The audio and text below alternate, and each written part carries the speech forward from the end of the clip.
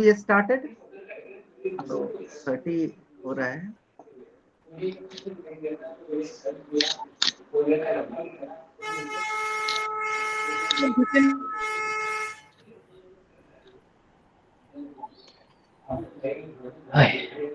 Sir, with due respect, sir, we can start. हाँ, मैंने वो 35 कहा तो मेरे कंप्यूटर पे वो टाइम तो आ जाए। कहना ये है कि ट्रेन का टाइम यदि 10 बजे है, 9:55 में ट्रेन को खोल नहीं सकते ना। सर मेरा एक छोटा सा डाउट था। Please ma'am please. तो मेरा बस ये डाउट था कि लीडिंग केसेस जैसे एक तरह से ओपन बुक होता है, ओपन बुक पेपर होता है और मतलब ऑब्वियसली हेड नोट्स हम कोई मतलब ऐसे रट भी नहीं सकते, तो सर इसकी तैयारी कैसे करते हैं? हेड नोट्स पढ़ के हमें सिर्फ कॉन्सेप्ट समझना है और एग्जाम में दैट्स आंसर व्हाट। देना है। हाँ, दैट्स व्हाट। अब मैं समझ गया आपकी बात को, एंड यही मेरी कोशिश है सिंस लास्ट 2 इयर्स 3 इयर्स कि आप लोगों को ये कन्विंस करें। यहाँ 2 पर्पस है। एक, शुरू में जब आप कोई केस के बारे में रिसर्च करने जाते हैं किसी पर्टिकुलर टॉपिक्स पे इन प्रैक्टिकल लाइफ, हमारे पास एक क्वेश्चन ऑफ लॉ होता है, इसके रिगार्डिंग मुझे कुछ ढूंढना है। हमने ढूंढा, ढूंढने के लिए यदि हेड नोट्स ना हो then we have to read the entire judgment. Head notes है then we are finding into the head notes all ratios are there, और उसके बाद यदि कुछ रिलेवेंट लगता है then we will enter into the judgment as per our requirement, है ना। ये पूरी एक्सरसाइज अभी एग्जामिनेशन में भी होती है, बट आप ये समझ लीजिए कि आपको इस एग्जामिनेशन के थ्रू उस लेवल पर ले जाया जाता है कि how will you find out your judgement immediate. So for that purpose मैंने इसी चीज को अपने during my period once I was appearing into the exam, उस समय भी हमने ये सोचा आखिर इतना जो हेड नोट्स दिया जाता है, of course no one will read on that point of time. एक से ज्यादा कर नहीं पाएगा, 2 से ज्यादा नहीं कर पाएगा। So correct sir. Let us do something to optimise it. Optimally देखिए, बहुत लोगों का एक्सपीरियंस यहाँ पर ये है कि उन्होंने हेड नोट्स के ऊपर इतना ओवर ट्रस्ट, ओवर की बात मैं वर्ड यूज कर रहा हूँ, अनस्ट्रेटेजिक थोड़ा ट्रस्ट किया कि चलो एग्जामिनेशन हॉल में हम देख लेंगे, और वहां पर वो टाइम मैनेजमेंट फेल होने का रीजन बना। मीनाक्षी जी एग्री करेंगे इस बात को? जी सर, बिल्कुल। है ना।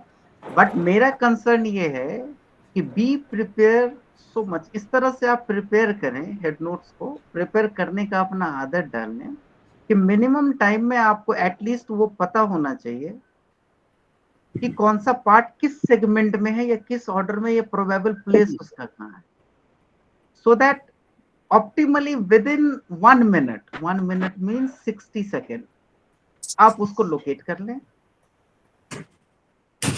तो बहुत कुछ जो आपको याद करना था वो याद करने की जरूरत नहीं है। बहुत सारे हिंट जो आपको लेने थे वो हिंट के लिए मेमोरी पे स्ट्रेस डालने की जरूरत नहीं है, एक्स्ट्रा कॉशियस होने की जरूरत नहीं है। आप उसको वहां से हेल्प लें और अपने वर्ड्स में लिखें। लेकिन अपने वर्ड्स में कैसे लिखने हैं उसकी प्रैक्टिस आपको करनी है। Smartly, the word I am using smartly, but peoples what they are doing वो एग्जैक्टली वहां से कॉपी पेस्ट करते हैं समटाइम्स, क्योंकि टाइम की भी प्यूनिसिटी होती है, तो ये बहुत इम्पोर्टेंट प्रिपेयर बात होता है। नहीं है। तो वैसे कंडीशन के लिए मार्क्स भी वो एवरेजली 50 के आसपास मिलेगा और वहीं पर आकर रुक। This is my own experience, जो हमने देखा है कि एग्जैक्ट, बट कुछ ऐसा रिफ्लेक्ट होना चाहिए कि यहाँ आपकी अंडरस्टैंडिंग भी मिक्स्ड हो। That's what I use the word smartly. उसको आपको कैसे रिप्रोड्यूस करना है, that is your own art and work. But thank anyway, you sir, thank you. for that purpose I taken example of Lalita Kumari. 3 videos आपके पीछे हैं, आप देख सकती हैं बैक टू बैक। ललिता कुमारी में हमने क्या किया कि पहले इंटायर जजमेंट को ले लिया, फिर उसके बाद पहले सेशन में हमने सिर्फ कंक्लूजन को लिया कि पहले ये तो पता चले कि Lalita Kumari exactly. Then I taken the entire judgment and mapped with the head notes, क्योंकि हेड नोट्स में बहुत कुछ होते हैं, अभी मैं डिस्कस करूंगा, स्क्रीन पे आपके सामने है, बहुत कुछ होता है, क्योंकि ये जो हमने ये पेज बनाया है ना, ये पेज बहुत ही क्रूशियल है, और इतना क्रूशियल ही नहीं मैंने गाइडिंग है जो आपके लिए यू नो लाइफ लाइन की तरह शायद ट्रीट हो in future in the examination. और इस पेज को क्रिएट करने के लिए जो भी हमने डिस्कशन किए हैं पीछे, वो सारा कुछ इनकॉर्पोरेटेड है और कंप्लीट है। मैं ये कह सकता हूँ कि ये कंप्लीट है, इसमें से कुछ भी चीजें शायद आपके एग्जाम में ना छूटे। अभी मैं एक्सप्लेन करूंगा इस चीज को, एक्सप्लेन करना हमारा एक मेन पर्पस है। दूसरी बात ये है कि अंडरलाइंग टर्मिनोलॉजी होते हैं, बहुत सारे टर्मिनोलॉजी जो समझ में नहीं आता है, वर्ड समझ में नहीं आता, प्रोसेस समझ में नहीं आता, वो सब कुछ आपको यहाँ पर होगा इसी स्क्रीन पे, जो स्क्रीन पे आपका स्लाइड है, इसमें वो सारा कुछ मेंशन है।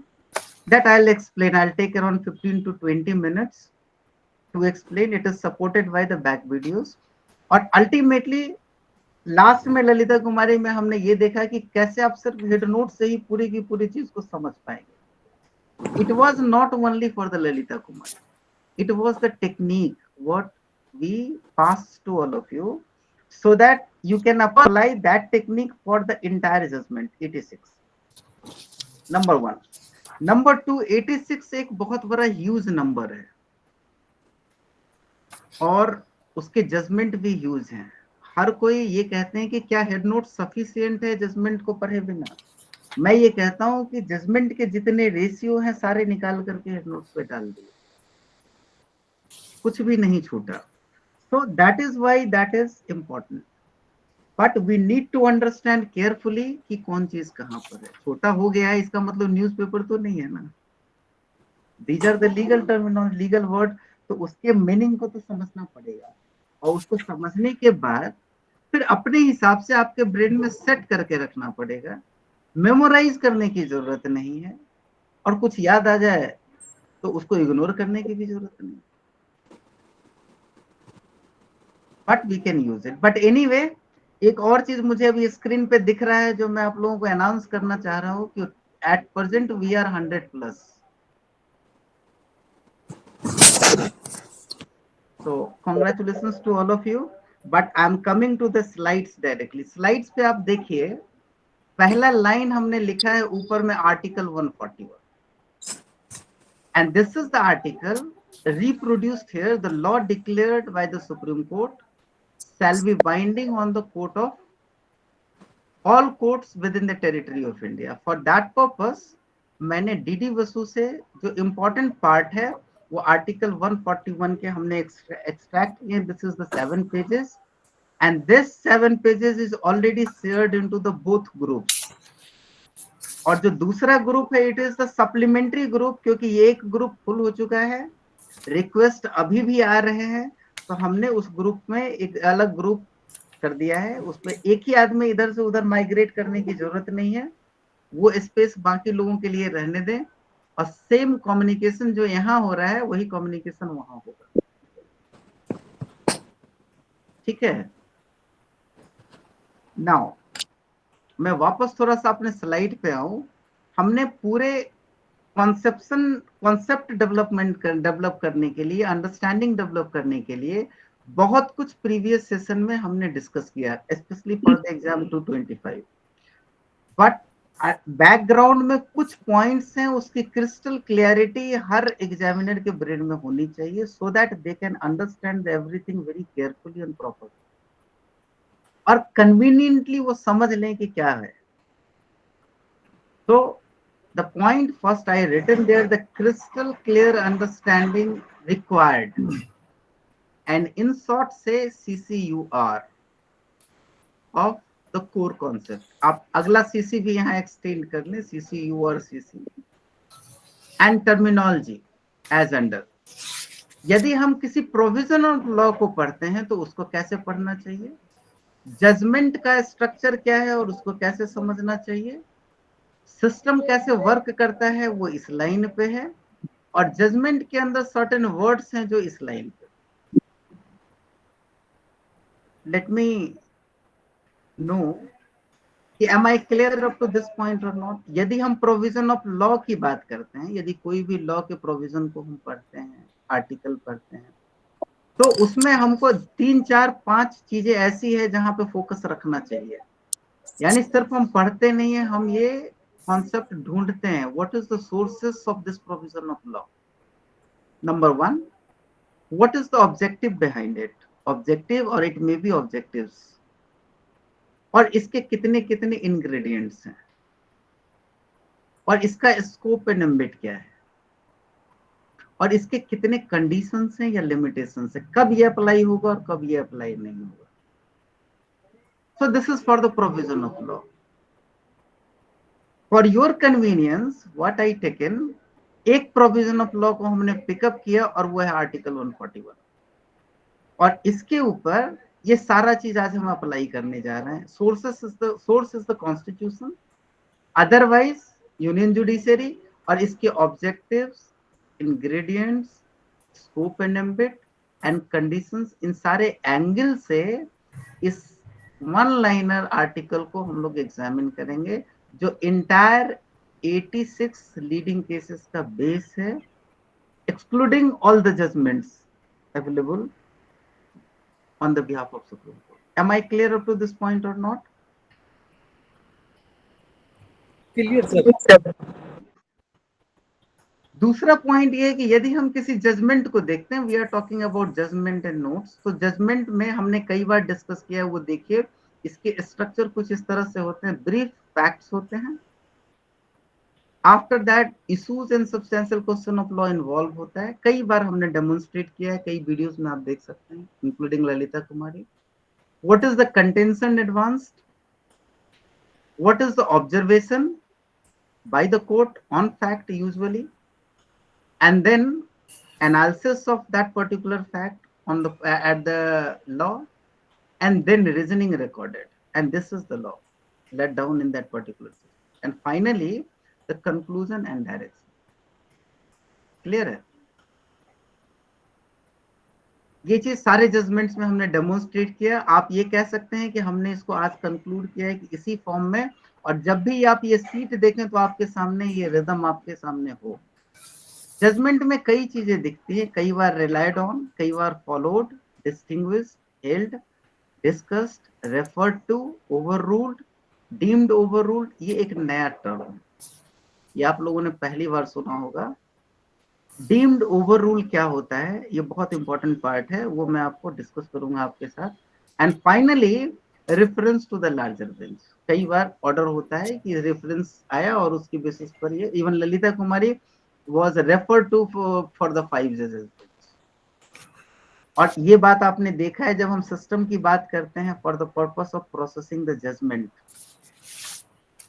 सिस्टम मींस एडजुडिकेशन सिस्टम और जुडिशियल सिस्टम। तो यहाँ पर कुछ ना कुछ इनपुट्स होने चाहिए, दैट इज द डिस्प्यूट, और dispute must have some material facts and evidences, और इसमें कुछ टूल्स होते हैं, that is the provision of law, procedural law, substantial law, some techniques are there कि इसको ऐसे ऐसे प्रोसीड करना है, जो हम लोग यहाँ सीख भी रहे हैं अंडर ये Supreme Court rules and practice and procedure, and some expertise are required in form of you lawyer as an advocate on the court, and finally इसकी प्रोसेसिंग शुरू होती है argument, and ultimately it's comes to the outcome. So ये जो output होता है, this output might be raw material, might be tools, might be technique, might be certain expertise and processing improvement. ठीक है, तो ये ऑर्डर है, हमने कई बार डिस्कस किया और इसको हमने नाम दिया था कि चाय आखिर कैसे बना, the tea making process. If you will find out, you just check it out. So ये 5 लाइन जो आपने यहाँ पर देखा है, ये 5 लाइन सिर्फ 5 लाइन नहीं है, इसके ऊपर कम से कम 10-12 हमारे इंटरेक्टिव सेशंस रिकॉर्डेड हैं और आपके पास अवेलेबल है, और आप उसको वेरीफाई कर सकते हैं।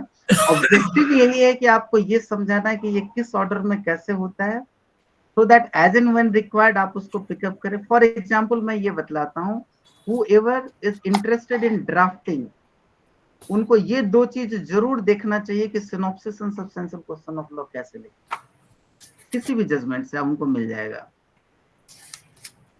उनको बस ये पिकअप करना है कि लिखने का कला कैसे और कैसे हम बिना सोचे लिख लें, है ना। So that's again the very interesting part, and we should learn it. So as per our requirement, we can pick up. Sometimes we are just picking certain reasoning, sometimes we are picking directions and conclusion. तो ये आपको पता होना चाहिए कि judgement में सारे जगह पे कौन सा चीज कहाँ है और कब कौन सा पार्ट हम यूज करेंगे और किस कंटेक्स्ट में वो यूज हो सकता है। और जब हम इतना करने के लिए और समझदारी अंडरस्टैंडिंग हम डेवलप कर लेते हैं विदाउट एनी एम्बिग्विटी यानी full of clarity, then we are able to perform not only into the exam but even in the court. And believe me, court उसके बाद बहुत अप्रिशिएट करेगी। कोर्ट यही चीज मिस करती है जहां वो कोर्ट डिस्टर्ब होती है। ये मेरी अंडरस्टैंडिंग है और आई गेस कि मैं सही हूं। और इस प्रोपोजिशन को बोलने के लिए मुझे मतलब 13 साल वेरीफाई किया है, मैंने कोर्ट में देखा है। तो it's coming out of my experience. After all next term ये है, एग्जाम में कुछ टर्मिनोलॉजी पूछे जाते हैं and out of them certain terminology is there, filling up legislative vacuum, reconsideration of rulings, prospective over ruling, interpretation of judgment. ये बड़ा important point है कि क्या किसी जजमेंट का इंटरप्रिटेशन होता है क्या? Answer is no, but very limited scope somewhere is required. वो हम लोग डिस्कस करेंगे दैट कंडीशन जहां वो रिक्वायर्ड हो। Then again judgment of knowledge, इसकी बात होती है। बड़ा इंटरेस्टिंग पार्ट यहाँ पर एग्जाम्पल एक जजमेंट में दिया हुआ है जिसका रेफरेंस है मटेरियल जो अभी हम आपके साथ डिस्कस करने जा रहे हैं। उन्होंने एग्जाम्पल दिया कि just forget, just pause about the judgment of knowledge. कहना यह है कि किसी केस में कोई जजमेंट प्रोनाउंस हुआ है पहले से और someone has allowed not referred,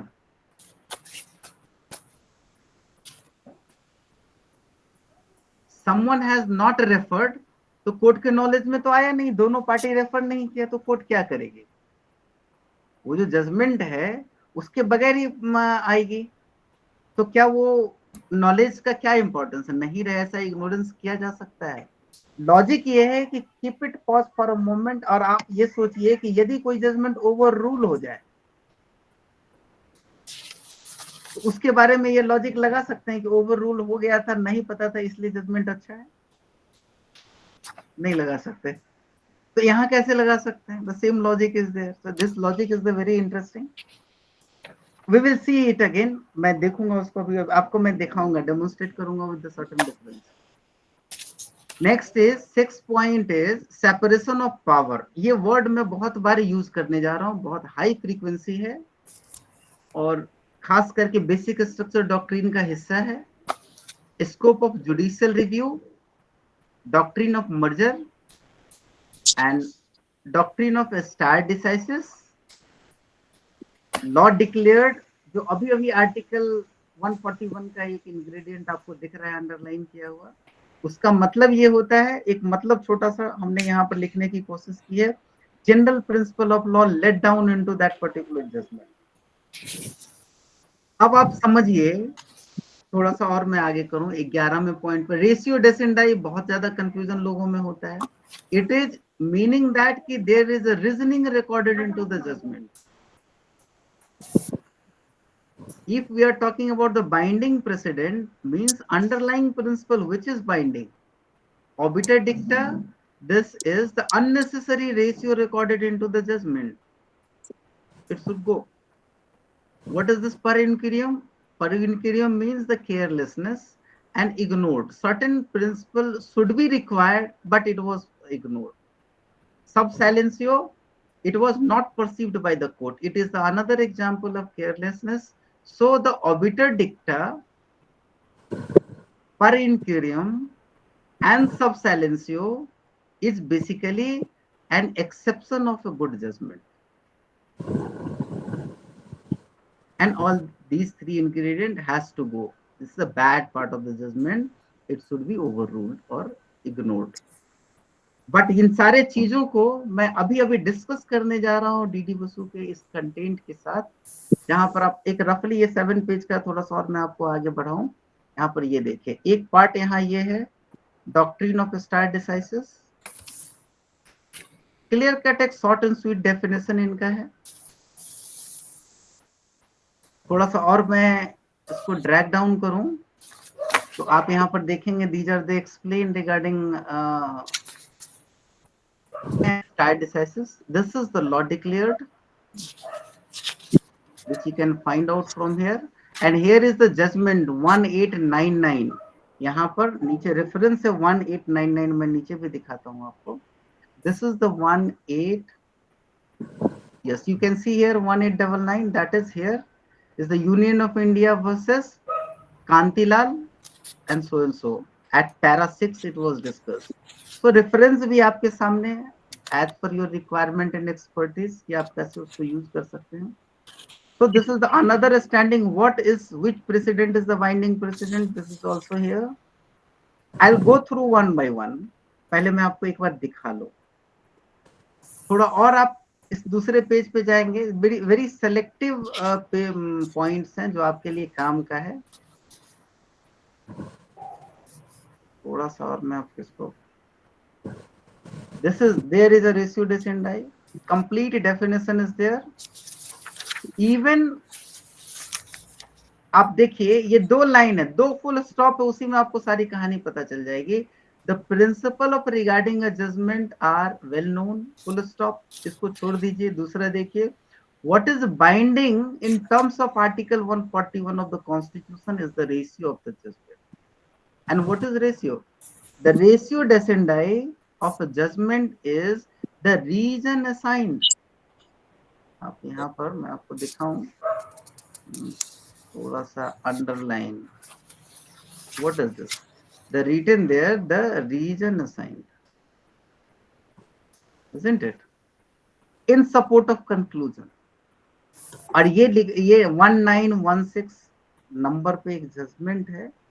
ये जजमेंट आपको मैं दिखाऊं. State of West Bengal versus Kesoram industries limited.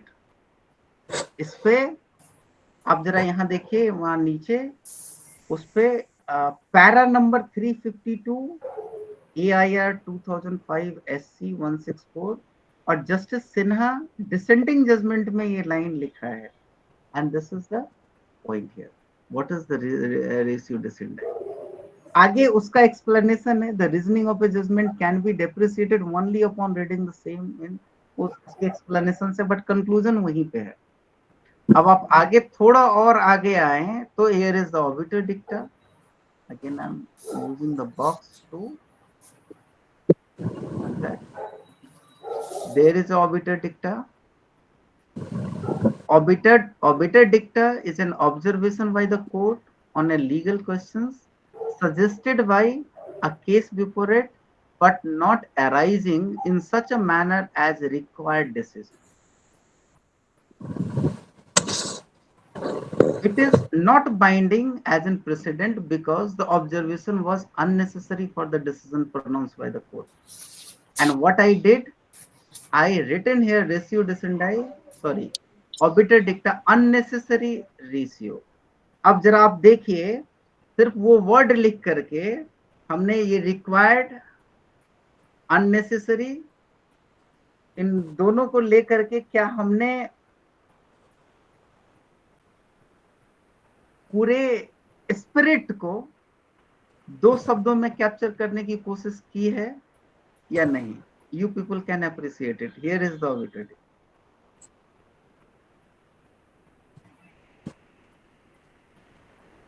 That's what I want to show you कि this screen क्यों important है. थोड़ा और मैं आगे चलूं, थोड़ा मैं आपको go through करूं.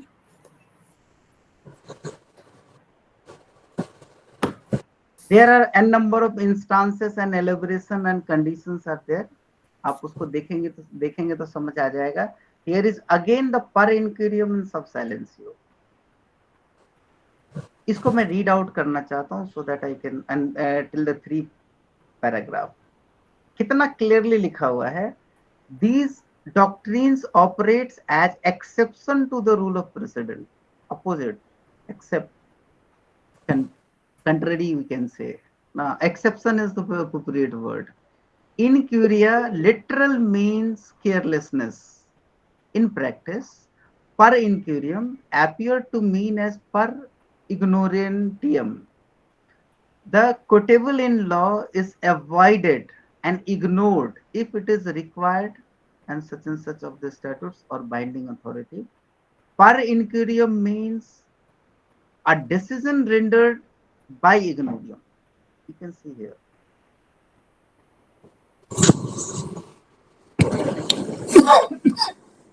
In ignorance. है ना? Does this not shortest definition of this particular per incurium?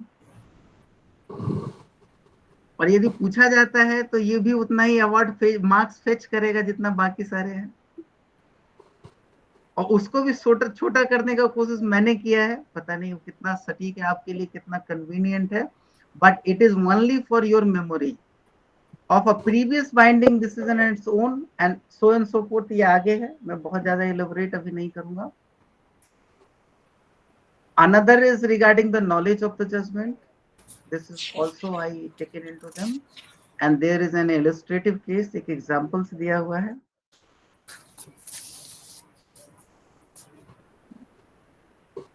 Reconsidering of rulings, यानी जो रूलिंग है उसमें प्रॉब्लम है तो उसको कैसे, यानी उसको अमेंड करना है तो कैसे करेंगे.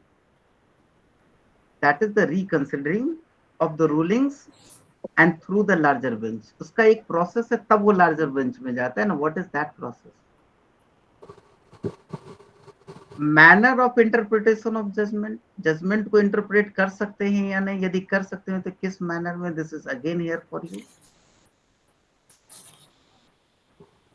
एंड शॉर्ट एंड स्वीट, एक एक पैराग्राफ है और उसके लिए साइटेशन से रेफरेंस है. तो फोर्स और अथॉरिटी ऑलरेडी है इसका. So already we done the 7 pages. Now let me take a pause. How was this 7 pages?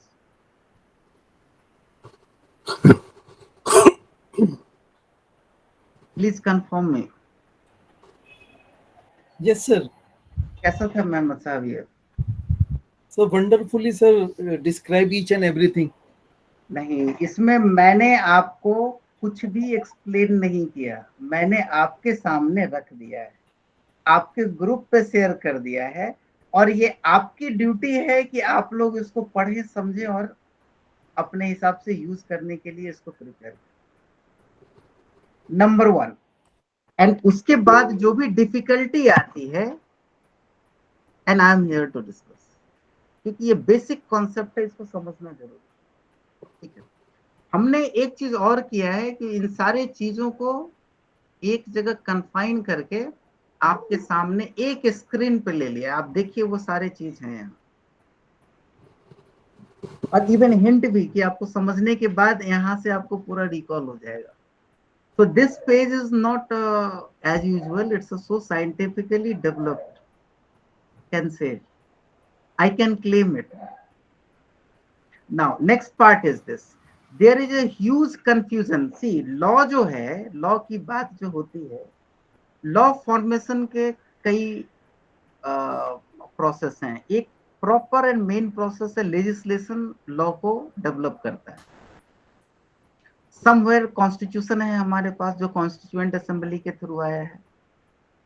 इन सारे लॉ में यदि कोई गलतियां हो, something is coming through the tradition, rules, regulation, all these are the part of law. Executive orders. तो ये सारे law यदि कहीं एरोनियस है या कहीं कोई प्रॉब्लम है, उसको करेक्शन का कोर्स ऑफ मैनर है. उसमें एक रोल जुडिशियरी का है, जहां अल्ट्रा वायरस डिक्लेयर करने के लिए आप फटाक से रेट लेते हैं और आ जाते हैं. जैसा अभी लाइव एग्जांपल वक्फ बोर्ड में चल रहा है और चलता रहता है. This is the part and parcel of the court. मैंने ये business of the court. Now आप समझिए, कुछ लॉ की एक्सप्लेनेशन, क्लियरिटी थ्रू जजमेंट आती है. सो 2 पॉइंट को मैं कैप्चर करना चाहता हूं. Law made and law declared. आपके स्क्रीन पर जो वर्ड लिखा है 141 में, this is law declared, not law made. So law declared by the Supreme Court in form of judgment shall be binding on all over court within the territory of India. So once we are talking about the law declared, it is a judgment. So which line of the judgment is mandatory? That's the ratio. Right? तो ratio जो part है उसी को हम law कहते हैं. Reasoning जो है, वहां जो प्रिंसिपल्स इवॉल्व हो रहे हैं, these are the law under a specific circumstances or as well as overall. That is the clarity regarding the provision of law. So this is the law declared. मैं एक कदम थोड़ा आगे जाना चाहता हूँ. Law made by the parliament वो एक जगह पे है जो स्टैट्यूट्स बुक में आ रहा है, कॉन्स्टिट्यूशनल अमेंडमेंट में आ रहा है, और law declared by the court that is coming through the judgment. गड़बड़ी दोनों जगह हो सकती है, करेक्शन की रिक्वायरमेंट दोनों जगह हो सकती है. और जब law made by the parliament तो करेक्शन कोर्ट के थ्रू होता है. So law declared by the judgment यदि है तो इसका करेक्शन आप कैसे करेंगे? How will you do the amend और चेंज? और does it absolute? No, because man made है तो कुछ तो प्रॉब्लम हो ही सकता है. इवन सर्कमस्टांस के बाद वो सर्टेन रिडंडेंट हो सकता है. So the point is this, we need to clear cut understand the point 4, that is the difference between law made by the legislative process and law declared under article 141 by the Supreme Court. Next point is this, if law declared under article 141 having some problem or error or confusion, how it can be removed? उसके लिए तो पता है आप writ में आ जाएंगे. इसमें आप क्या करेंगे? इसके लिए ही है कि reference to a larger bench, and that's why 2 जजेस बेंच जजमेंट, 3 जजेस बेंच जजमेंट, 5 जजेस बेंच जजमेंट, 7 जजेस बेंच जजमेंट, 9 जजेस, 11 जजेस और 13 तक तो इस कोर्ट में, इस देश में पहुंच चुका है. And the one and only judgment is one in the Bharat. It is by the process of reference to the larger bench. Am I clear up to this point or not, or is there any confusion? Absolutely clear, sir. तो बिल्कुल clear है. So इस difference को समझना जरूरी है. That's why I quoted here. Now another is crystal clear understanding required regarding the concept of reportable and non reportable, जो already हम लोग डिस्कस कर चुके हैं. Landmark judgment and leading cases जो आपके लिस्ट में है. इसके लिए हमको चलना पड़ेगा थोड़ा सा ऊपर, और इस लाइन पे हम यहाँ पर आना चाहते हैं सिस्टम वाले पे. यदि किसी भी जजमेंट के थ्रू जो आउटपुट आता है, जो जजमेंट है फाइनल, वो यदि कोई टूल्स इवॉल्व हुआ या कोई टूल्स को एक्सटेंड किया या टेक्निक्स को एक्सटेंड किया. Techniques means the process, procedural law, procedural legal principle. Tools means जैसे बेसिक स्ट्रक्चर डॉक्ट्रिन और इसके ingredient. These are also comes through the judgment only ना. Are you able to connect it? जिस ये जो हमारे पास टूल्स एंड टेक्निक्स हैं, इसको तो हम मल्टीपल टाइम्स यूज करते हैं as and when required. For example आपके घर में स्पून है या स्क्रू ड्राइवर है, तो जब जरूरत पड़ती है तो आप यूज करते हैं ना. These are the tools. और आप चाहते हैं कि ऐसा टूल आए जो रोटी भी बना दे. It's again outcome through the process.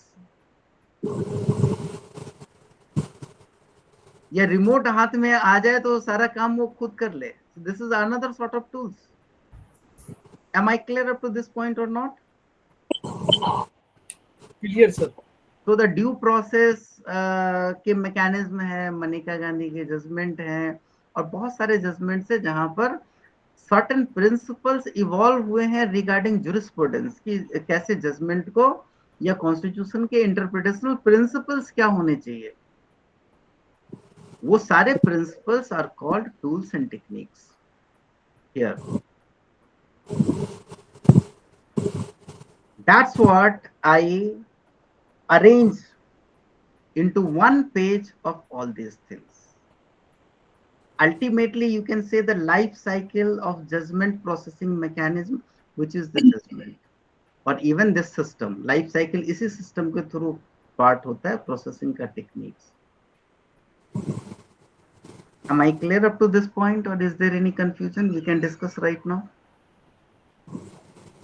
तो मुझे ये point to concept of reportable and non reportable judgment, so ये मतलब concept how is it relevant here, या इसको Yes, कैसे of course relevant, मैम. देखिए, समझा लॉ जाए? जस्ट आप समझिए दो पार्ट है, मैं थोड़ा क्लियर इस पे कर दूं. एक दो पार्टी एक मैटर को लेकर के लड़ती है, ठीक है, and during those particular dispute ये पता चलता है कि लॉ क्लियर नहीं है या लॉ में सर्टेन क्लियरिटी रिक्वायर्ड, राइट. तो वंस लॉ की क्लियरिटी रिक्वायर्ड, तो जजमेंट के अंदर दोनों चीज होता है. पहले लॉ की क्लियरिटी आती है और उसके बाद वो अप्लाई होता है फॉर द पार्टी. सो जो लॉ की क्लियरिटी है, it is not confined to that particular case और parties only. This is confined for the nation. It must be reported because this is declaring the law. But it is not necessarily कि everywhere it is required. जहां कहीं भी सिर्फ जो finding है और उसके जो क्लियरली एप्लीकेशन है only affect to the parties before the court, और ऐसे में जो फैसला फाइनल आता है that is called the judgment. It must be non reportable, not concern for the entire nation, right. तो वैसे जजमेंट जहां कोई प्रिंसिपल इवॉल्व नहीं हो रहा है या कुछ इनहांस नहीं हो रहा है या अमेंड या मॉडिफाई नहीं हो रहा है या एक्सटेंड नहीं हो रहा है, वो रिपोर्टेबल होना डिजर्व नहीं, इसलिए उसको हम दूसरे कैटेगरी में रखते हैं. सो दूसरे शब्दों में यदि कहूं कि जितने भी जजमेंट होते हैं उसका माइनर पार्ट, मेजॉरिटी माइनॉरिटी होता है ना, माइनॉरिटी पार्ट डिजर्व करता है for the purpose of reportable, right. अब रिपोर्टेबल होने का जो लॉ डिक्लेरेशन है उसकी क्वालिटी और इम्पैक्ट क्या है. यदि उसकी क्वालिटी पूरे जजमेंट प्रोसेस के इंटरप्रिटेशन को ही बदलता है, फॉर एग्जांपल मतलब 368 कॉन्स्टिट्यूशन के अमेंडमेंट का प्रोविजन है, इसी प्रोविजन को एक नया शेप यदि देता है Kesavananda Bharati by the way of basic structure, it is a tool. Why not we can say it is a landmark.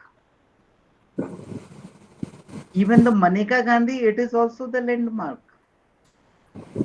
Due process पहले था ही नहीं, it was the procedure established of law.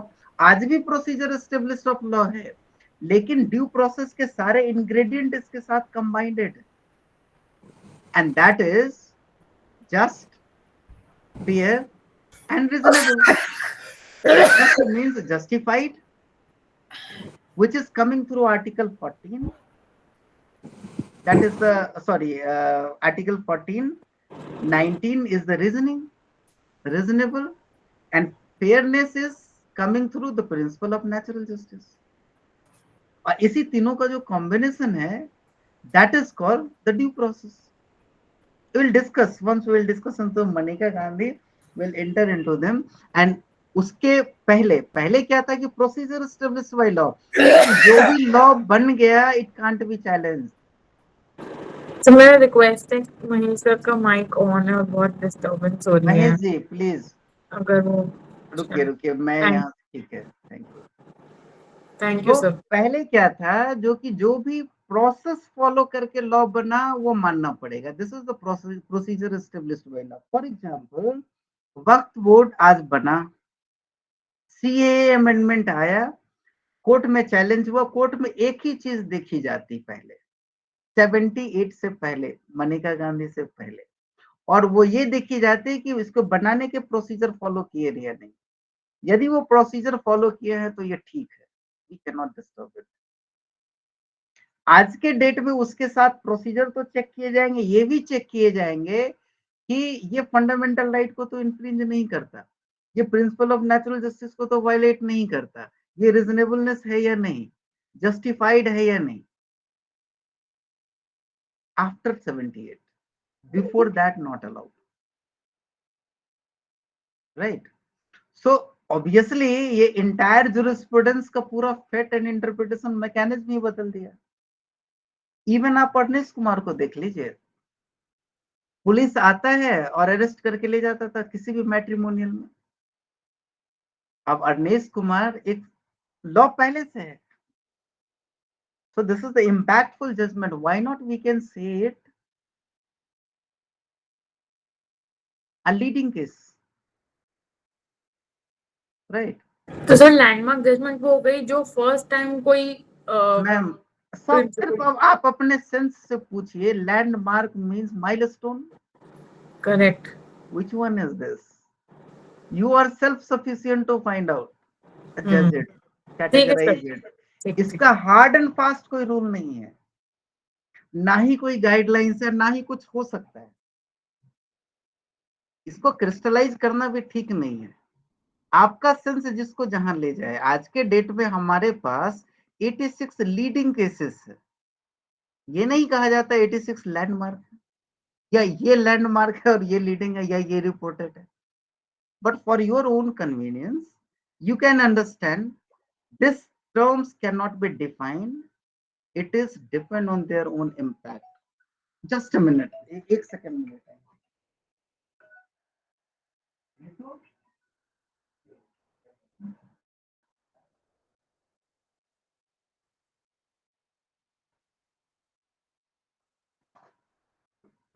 So this is the point what I want to pursue and आप लोगों के साथ में project करना चाह रहा था। Now one more thing I would like to say further, यहाँ तक कोई डाउट हो then please।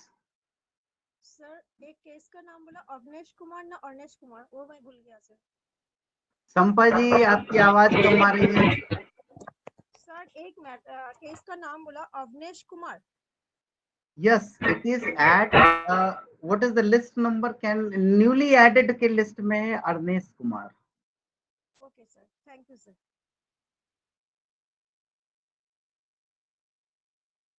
Any more doubt regarding all these things?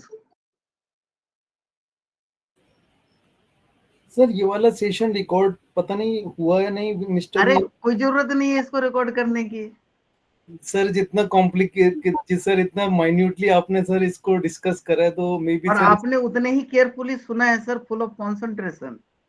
I agree sir. मुझे याद है मैं स्कूल में गया था, और स्कूल नहीं कॉलेज की बात मैं बतला रहा हूँ। 12th में हमारे यहाँ कॉलेज होता था, तो वहां पे टीचर ने, मैंने ये रिग्रेट किया कि मुझे वो याद नहीं होता।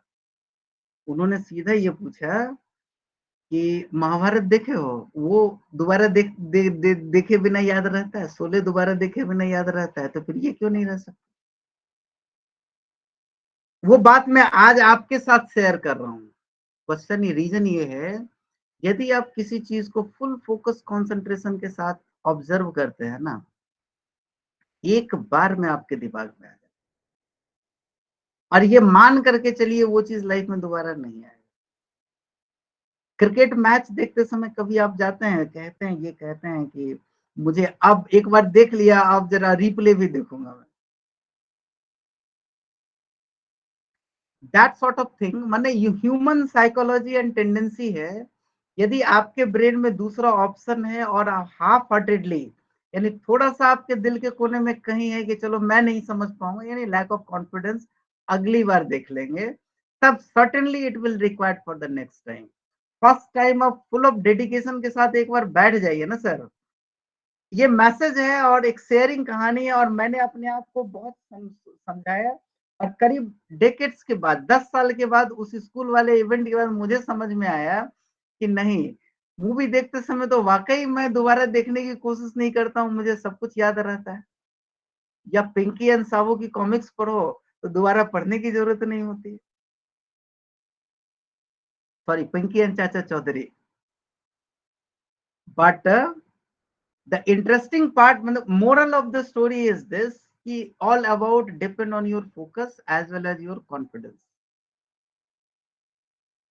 और यकीन मानिए सर, मैंने भी बहुत सारे वीडियो, ऑडियो, टेक्स्ट और पीडीएफ कलेक्ट किए, कभी वापस दोबारा आज तक नहीं देखा। 2 टेराबाइट का हार्ड डिस्क मेरा फुल है, कभी मैं उसको देखता भी नहीं हूँ। उसकी जरूरत नहीं पड़ती। वो एक्सपीरियंस, इवन कोर्ट प्रोसीडिंग्स पहले नहीं रिकॉर्ड होती थी, वहां खड़ा होकर के हम लोग एब्जॉर्व करते थे, और वो कहानी आज भी हम आपके साथ शेयर कर रहे हैं।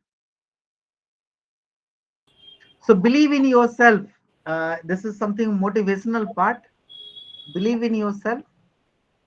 और रिपीटेटिवली हमने कई बार डिस्प्ले किया है इस चीज को, तो इट्स कन्वीनियंट। सो उसकी जरूरत मुझे नहीं लगती। और दूसरे कारण इसलिए भी मैं इसको, मैंने एडवोकेसी इसका करता हूँ कि यदि सब कोई वीडियो देखने लग जाए तो फिर मेरे साथ यहाँ पर टाइम कौन बिताएगा। So I am little bit insecure also, you can say that. नहीं, वो इनसिक्योरिटी वाली बात नहीं है। I want to enjoy time with all of you and worth while time. बहरहाल थोड़ा और आगे बढ़ते हैं। ये सारी बातें हो गई, थोड़ा सा हम अब आगे लिस्ट पे आते हैं। सर ये सॉरी वन, हाँ सर प्लीज। लैंडमार्क रिपोर्टिंग और लीडिंग केसेस में मुख्य डिफरेंस क्या है सर, इसके लिए थोड़ा लैंडमार्क और लीडिंग केसेस में कोई डिफरेंस नहीं है मेघराज जी। जिसको जो आपको रिपोर्टिंग। लग जाए कि ये बहुत ज्यादा इंपॉर्टेंट है, मैं मुझसे पूछेंगे तो मैं एक लाइन में कहूंगा, जो जुरिस्प्रूडेंस के प्रिंसिपल्स को पूरी तरीके से चेंज कर दे, एरा चेंज करने की पोटेंशियल रखता हो, वो certainly landmark. Jurisprudential principle means what, कि पहले वो वाटर टाइट कंपार्टमेंट हुआ करता था मनेका गांधी से पहले। वाटर टाइट कंपार्टमेंट एक कॉन्सेप्ट था जहां पे जजेस ये कहते थे कि there are 3 article, you have article 19, 20 and 14। तो यदि आर्टिकल 14 का वायलेशन नहीं है तो मैं दूसरे आर्टिकल को चेक ही नहीं करूंगा, क्योंकि एक कहानी एक आर्टिकल में फॉल करेगा तो दूसरे में नहीं करेगा। तो ये वाटर टाइट कंपार्टमेंट है, उन्हें वाटर जो है ना एक ही कंपार्टमेंट में कन्फाइन रहेगा। मनेका गांधी के बाद ये आ गया कि नहीं, आर्टिकल यदि 14 वायलेट नहीं हो रहा है तो हम देखेंगे कि 16 वायलेट हो रहा है कि नहीं, 19 वायलेट हो रहा है कि नहीं, 21 वायलेट हो रहा है कि नहीं। तो इंटर आर्टिकल ये वाटर फ्लॉन है, वाटर टाइट नहीं है। ये पूरा जुडिशियरी के लिए केसेस को देखने का नजरिया ही बदल दिया। ऐसे जजमेंट को क्यों नहीं हम लैंडमार्क कहें, मील का पत्थर। Meghra ji. Yes sir. Ernest Kumar भी हैं, लीडिंग केसेस हैं, उसका इम्पैक्ट बहुत ज्यादा है, लेकिन इस तरीके का जुरिस्प्रूडेंशियल प्रिंसिपल्स वहां पर नहीं है। वहां जो है ना मैनर को स्ट्रीमलाइन किया गया है, उसको हम लीडिंग केसेस हर हालत में कहेंगे।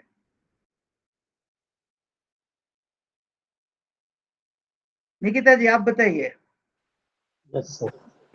सर बिल्कुल क्लियर है अब आपकी बात। तो अब इसको मतलब कोई सवाल नहीं आ रहा है, दिस इज आवर अंडरस्टैंडिंग, आपकी और हमारी समझ है, हम उसको किस कंपार्टमेंट में कहाँ खड़ा करते हैं, किसको कितना वेटेज देते हैं। Meghraj ji, any more doubt?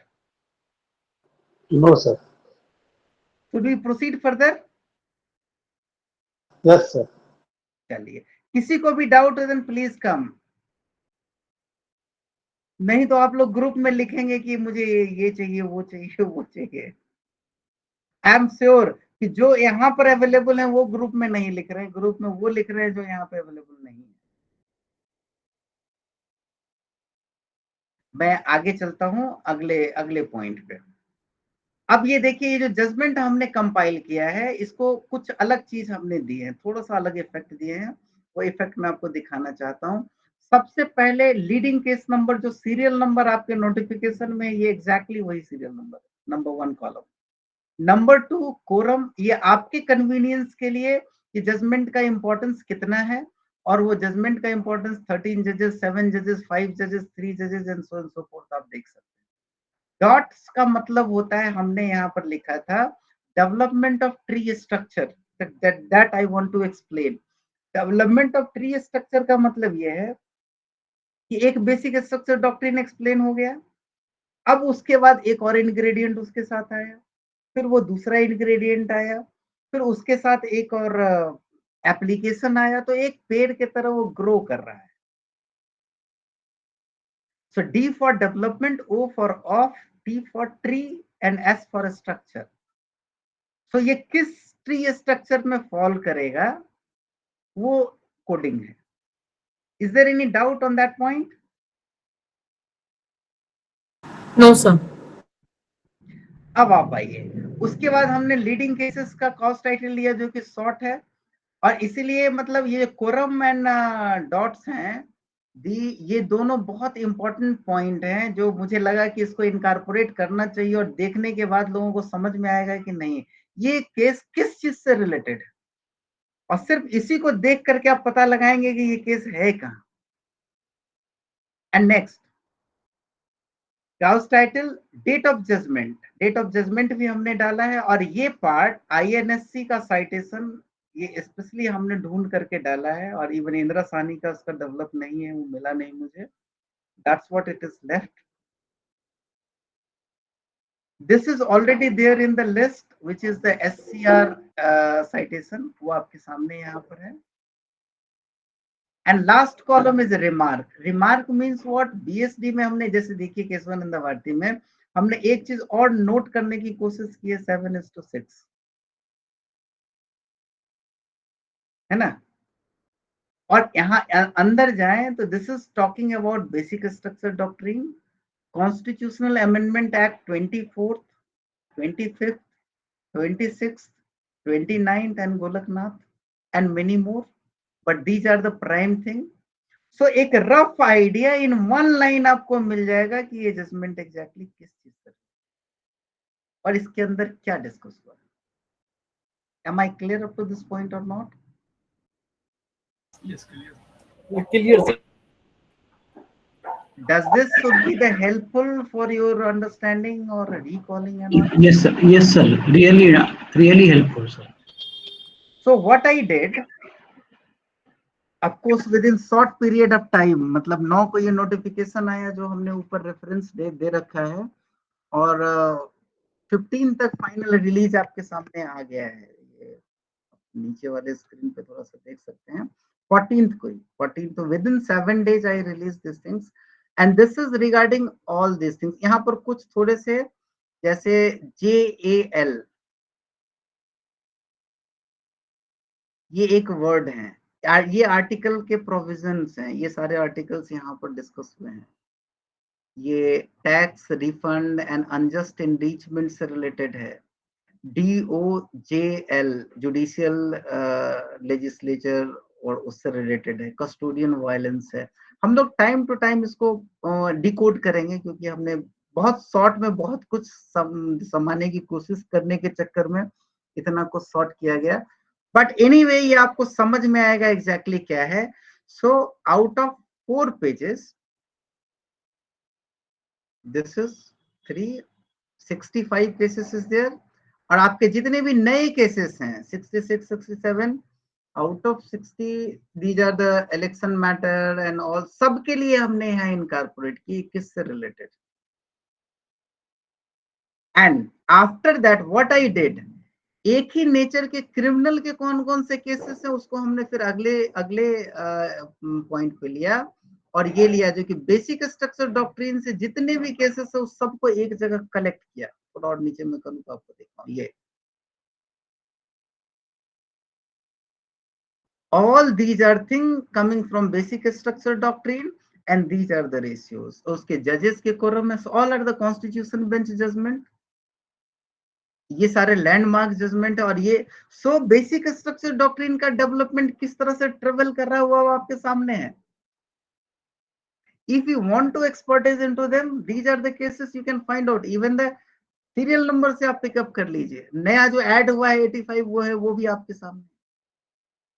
तो this would be another helpful. But कुछ केसेस ऐसे हैं जो बेसिक स्ट्रक्चर डॉक्ट्रिन में भी हैं और आगे भी हैं, उसको मैंने यहां भी रखा है और आगे भी रखा है। तो एक नेचर के केसेस सारे एक जगह कंसोलिडेट कर दिया।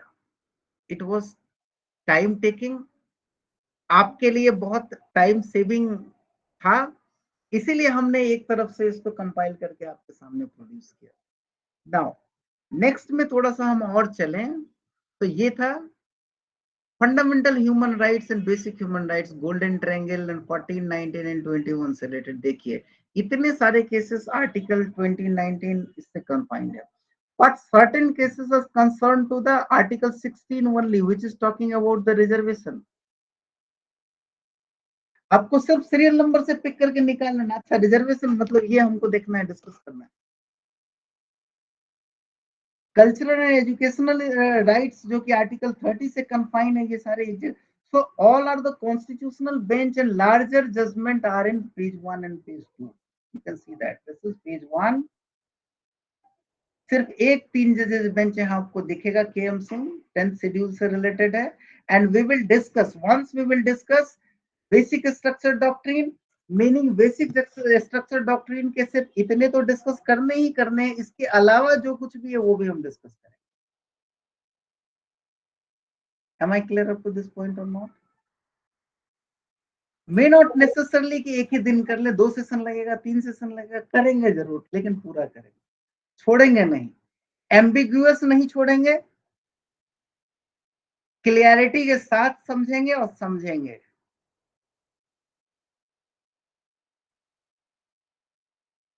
और जो भी समझेंगे ढंग से समझेंगे। कोई जरूरी नहीं है कि हम पूरा करें, लेकिन जितना करेंगे वो ढंग से करेंगे, ये मेरा कमिटमेंट है आपके साथ। That will be helpful, sir.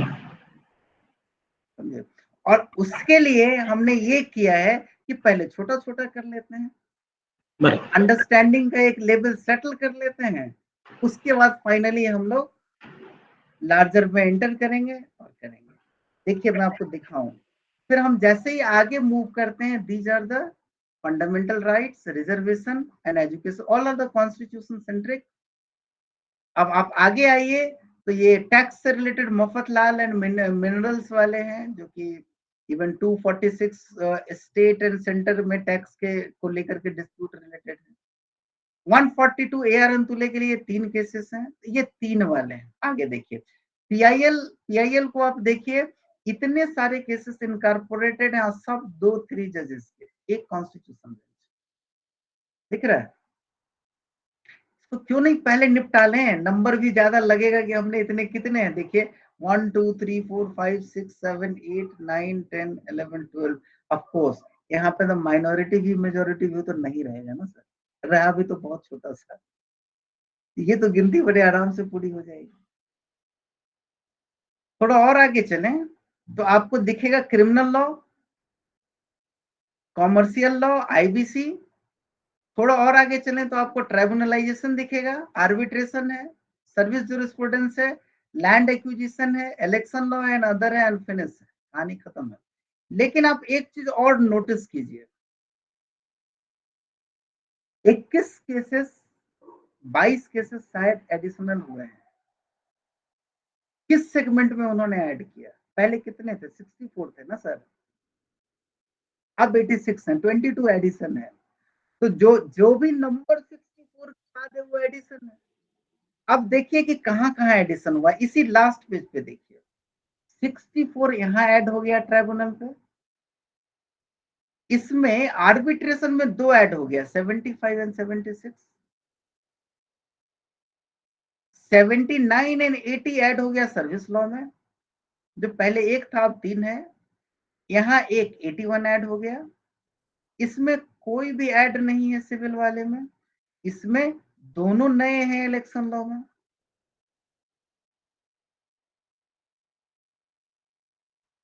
है ना? अब थोड़ा सा और मैं आपको ये दिखाऊं, ये कॉमर्शियल मैटर जो आता था और आईबीसी था, इस दोनों में कोई एडिशन नहीं है।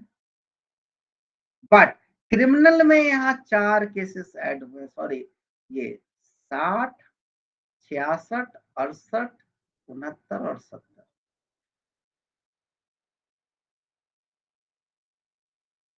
आपसे एक सवाल है, ये क्रिमिनल लॉ और कॉमर्शियल मैटर आपके स्क्रीन पे है। एक सेगमेंट वो है जहां एक भी केसेस ऐड नहीं हुए, एक सेगमेंट वो है वहां 4 केसेस ऐड हुए हैं। इससे सवाल आने की संभावना ज्यादा है। Which one is the high probability? You can guess it. Where you can target it? That's your choice. मेरी बात करें, मैं क्रिमिनल पूरा करवाऊंगा और इन दोनों को मैं छोड़ूंगा। संजय जी, आपके आवाज आ रही है? Thank you. अभी दूसरे स्क्रीन पे मैं ले जाऊं, ये छोटे छोटे सेगमेंट हैं। आप जरा देखिए, इलेक्शन पूरी तरह से एडेड है, बट सिविल मैटर में कुछ भी नया ऐड नहीं। क्या यहाँ से क्वेश्चन आने की संभावना है? छोटा है, करने में बुराई नहीं है, बट उसी जगह पर आप यहाँ आ जाइए आर्बिट्रेशन में, यहाँ 2 ऐड है और यहाँ इलेक्शन में पूरी तरीके से न्यू है। इसको छोड़ना और सर्विस ज्यूरिस्प्रूडेंस को, सो सर्विस ज्यूरिस्प्रूडेंस, आर्बिट्रेशन और इलेक्शन लॉ को छोड़ना कितनी बड़ी बेवकूफी होगी। See on your screen, and without categorizing, no one can emerge like this.